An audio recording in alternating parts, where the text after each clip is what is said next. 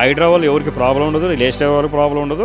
అక్రమ నిర్మాణాలని కూల్చడానికి హైడ్రా పుట్టింది తప్ప అనవసర దానికి పుట్టలేదన్న హైడ్రా. పెద్దల వల్లే కదా కూలు కొట్టారు. ఫస్ట్ నాగార్జునదే కదా కూలు కొట్టేశారు, పెద్దవాళ్ళదే కదా. పేదోళ్ళని కూలు కొడితే ఏమొస్తుంది? పేదవాళ్ళు కూలు కొట్టారని చెప్పండి అన్న హైడ్రా. నేను ఛాలెంజ్ చేస్తాను, ఎక్కడ పేదవాళ్ళని కూలు కొట్టారు, ఏ ఏరియాలో కూలు కొట్టారు పేదవాళ్ళని చెప్పండి. ఈ రోజు పేదవాళ్ళు ఇల్లు కూలు కొట్టారంటే సీఎం రేవంత్ రెడ్డి దగ్గరికి వెళ్ళి నేను వెళ్ళి మాట్లాడతా. ప్రెస్ రిపోర్టర్ తరఫ ఏది ఆంధ్రజ్యోతి ఎండీ గారు రాధాకృష్ణ గారు, టీవీ మూర్తి గారి దగ్గరికి వెళ్ళి తీసుకెళ్లి సీఎం రేవంత్ రెడ్డి గారి దగ్గరతో మాట్లాడతారు. పేదవాళ్ళు ఇల్లు ఎక్కడ కూడు కొట్టారో, వీళ్ళు హైడ్రా వాళ్ళని ఎక్కడ ఇది చేశారో మాకు చెప్పాలని. ఒక ప్రెస్ మీట్ లో చెప్పుకోవడం హైడ్రా పేదవాళ్ళని కూల్ చేస్తున్నారు అనేది నమ్మకం అది కరెక్ట్ కాదని.